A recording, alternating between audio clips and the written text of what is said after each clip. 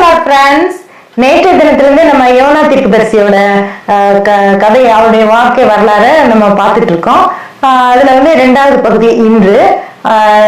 தீர்க்கதரிசி யோனா தீர்க்கதரிசி நம்ம எடுத்து படிக்க வேண்டிய பகுதி யோனா தீர்க்கதரிசியின் புத்தகம் 1 அதிகாரத்தின் வசனங்கள் 5, 6, 7 வரைக்கும் பாருங்களேன். இதுல என்ன சொல்லியிருக்காங்க அப்படின்னா, நமக்கு நேற்று பார்த்தோம், அவர் வந்து கர்த்தருடைய வார்த்தை அவருக்கு உண்டாகி, நீங்க வந்து நினிவே நகரத்தை சபிக்கணும் அப்படின்னு சொல்லிட்டு, அந்த மக்களுடைய பாவம் என்னை வந்து ரொம்ப கஷ்டப்படுத்துது அப்படின்னு சொல்லி தேவன் சொல்றாரு. ஆனா இவர் தர்ஷீஸ்க்கு போற கப்பல்ல ஏறி உள்ள போய் படுத்து தூங்கிடுறாரு. அந்த டைம்ல இது ஜீவனுள்ள தேவன் என்ன செய்யறாரு, மக்கள் அந்த கடல் மேல பெரும் காற்றை கட்டளையிட்டு இருக்காரு.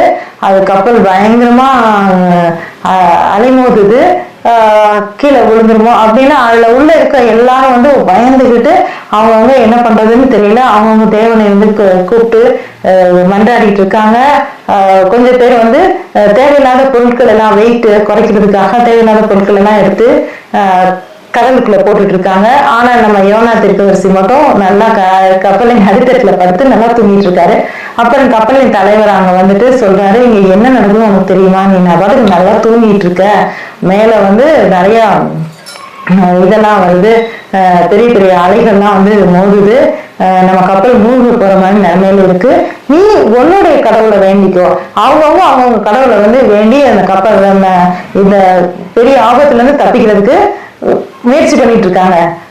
நீ உன்னுடைய கடவுளை நீ வேண்டிட்டா ஒருவேளை அந்த சுவாமி அந்த கடவுள் வந்து நம்ம எல்லாரையும் காப்பாத்துறதுக்கு வாய்ப்பு இருக்கு. அதனால நீ பாட்டுக்கு என்ன தூங்கிட்டு இருக்க, கிளம்பு, கடவுளை வந்து வேண்டிக்கோ அப்படின்னு சொல்லி சொல்றாரு.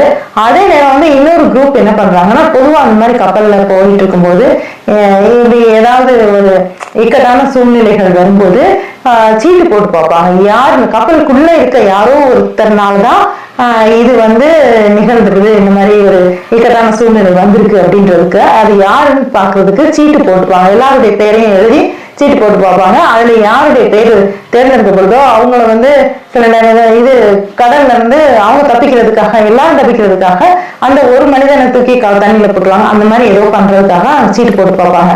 அந்த சீட்டு வந்து நம்ம யோனா தீர்க்கதரிசி பேர்ல விழுந்துருச்சு. அது வரைக்கும் நாங்க இன்னைக்கு போர்ஷன். அடுத்து என்ன நடக்குது அப்படின்றத நாளை பார்ப்போம். அதுவரை கர்த்தரின் அன்பு நம் அனைவரோடும் இருப்பதாக. அல்லேலூயா.